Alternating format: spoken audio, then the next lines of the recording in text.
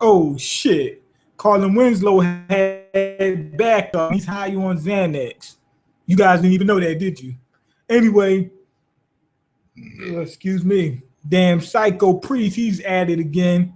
He wants to start making a example of people. He said he wanted to kill like 100,000 people. Some, no, I think it was 10,000 people. Some dumb shit like that. And the king's brother, I forgot what his name is. Sorry about that. Oh well. He tried to put an end to that. And the dude says, no, it ain't gonna happen. I got absolute power. Fuck you. That's what he said. This dude seems to have almost as much power as the king. Like church and state in that kingdom seem to be neck and neck. Because he talked about killing the king and the king hasn't killed him yet.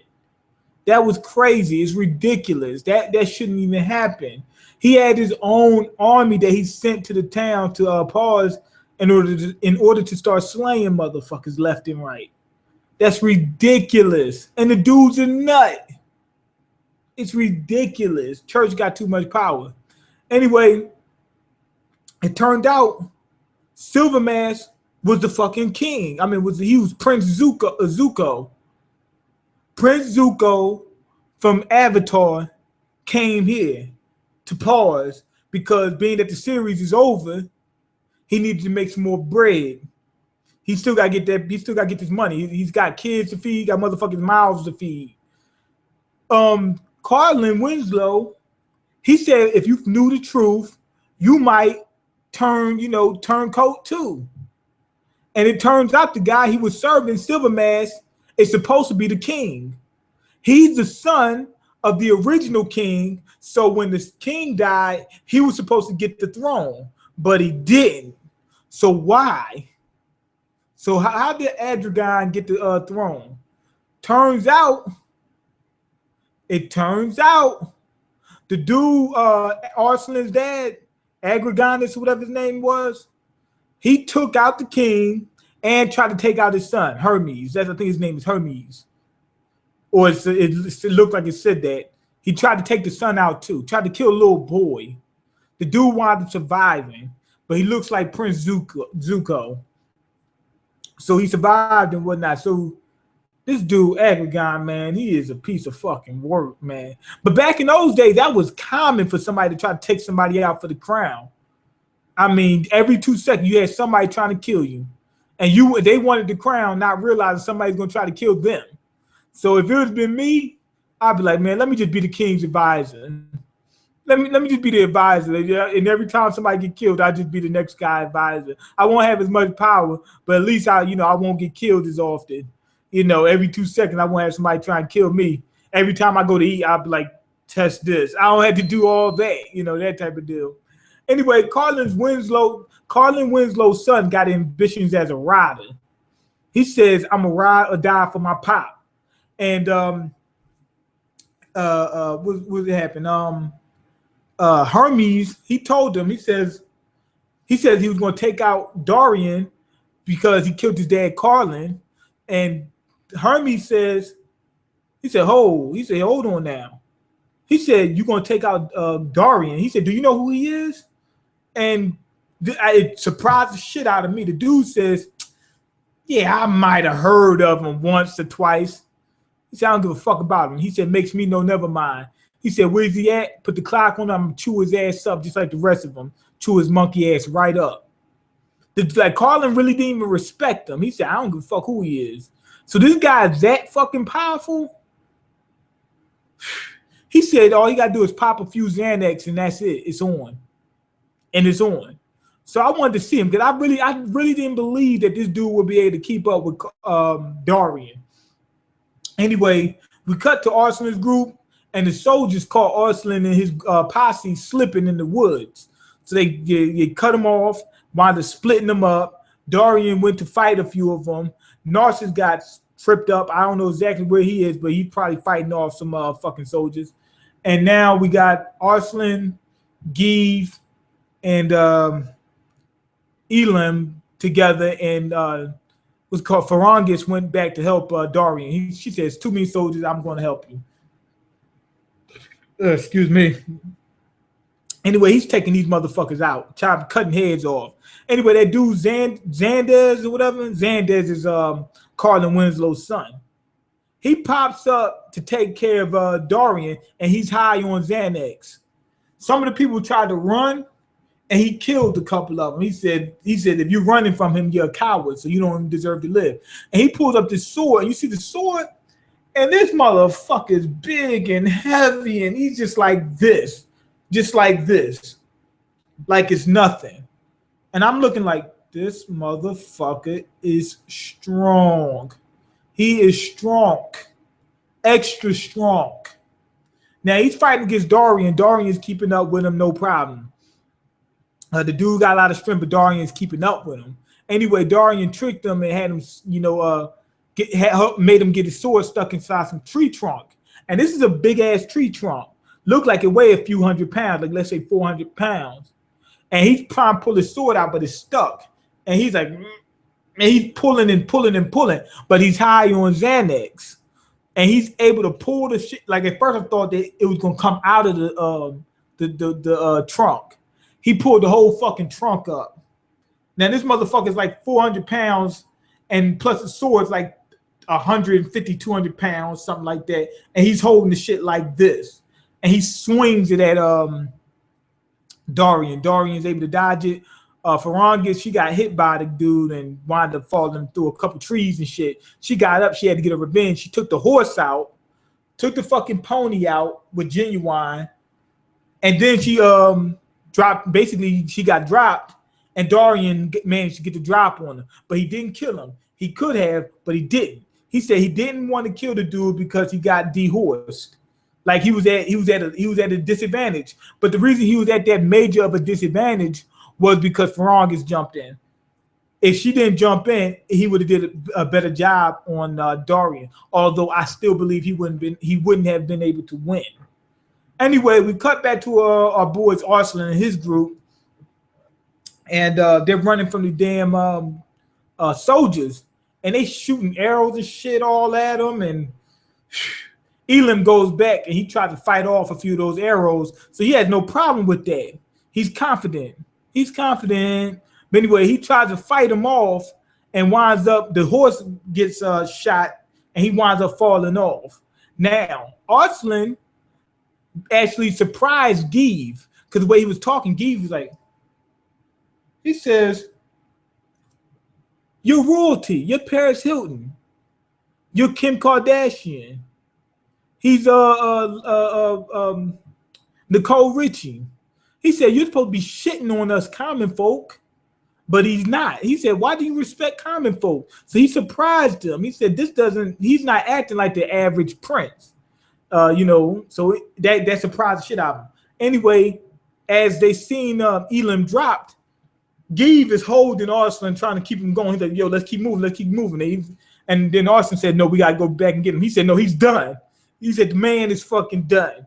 Arslan goes back, saves him, but they get surrounded. Arslan had to pull a G move.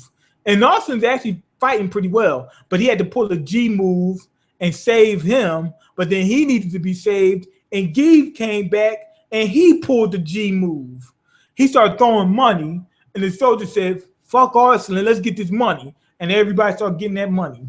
That's all they was worried about. And one of the biggest soldiers, and I guarantee you he gets paid pretty handsomely, so he's not worried about the money.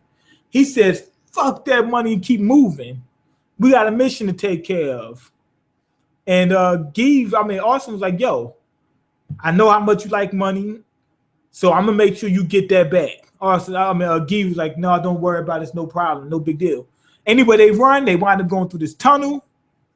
It's a dead end, and it's like, okay, we're done. So the soldiers are coming, and they have nowhere to go. So the guy looks, and he is splashing. They threw something off the damn ledge, off the cliff, because they heard something splash. So the dude checked it out. He said they must have jumped down there. And the guy says, but from this height, this is kind of fucking high, right? He said, this is pretty goddamn high. He said, I'm actually impressed. Anyway, he sent some of the soldiers down there to try to get him.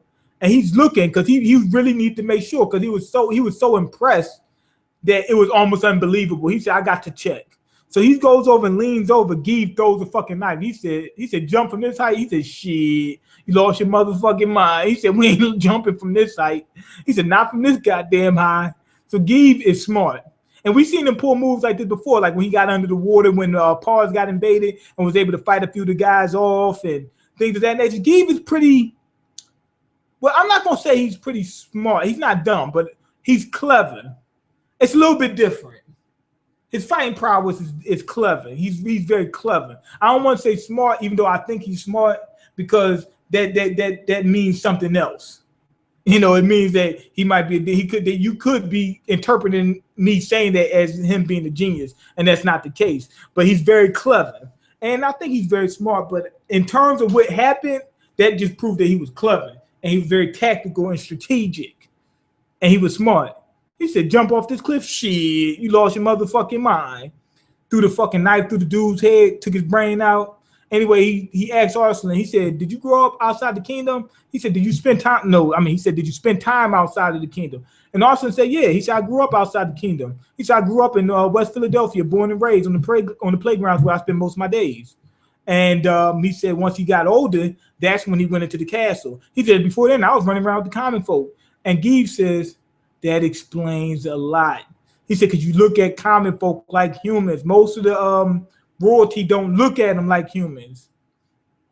So anyway, they getting ready to head to this certain area, and they just gotta wait there till Narcissus, Dorian, and Ferongis get there. That's the only thing that can work. They gotta go there. They don't know where the other person's going unless they can track them, so they gotta wait there. This episode was excellent. Now we finally see why Carlin flipped, why his son is on that side. You know, well, I mean not his son. The son's on the side because what you call him, but why he said that if you knew what happened, you would switch sides.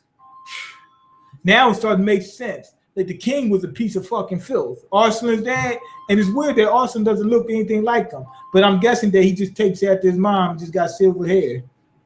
That's pretty much what it is. It's basically like, damn, he got genes from the great grandfather. That's what it is. The great grandfather genes got passed on, or the great grandmother genes got passed. That's what happened. So he really, it seemed like he really is the other guy. I mean, is Adragon's son. And what's his name? Silver Mask. He actually wants to kill Arslan. Arslan is his cousin. Arslan is his cousin. But being that his dad did that to him, he don't give a fuck about that.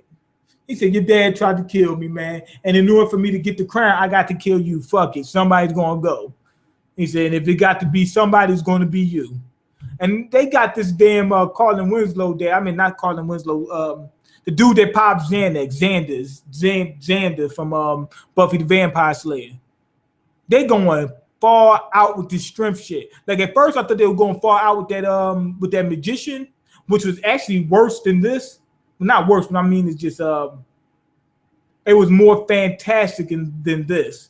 Summoning that fog, changing the weather. But this dude can lift like 600 pounds with one arm. The shit was fucking anchored to the ground too. Now they're going beyond, far beyond human level. So we're not even worried about this being anywhere near accurate at this point. I wonder where Narcissus is, because he hasn't been shown. Once he disappeared, he hasn't popped back up. So I want to see how he's going to be able to find his way and get back to them. I hope he didn't get captured, because he's not as strong as a fighter as Dorian, but even though he is pretty strong. But I hope he doesn't get captured. I'm giving this a 5 out of 5. Excellent. Finding out what how Arslan used to live outside the kingdom really told us why he was so accepting into Narcissus' thought of freeing the slaves and whatnot. Because he thought of people as just people. You know, I guarantee the common folks probably look down on the slaves, but not nowhere near as much as the upperclassmen, the upper echelon look down on the slaves.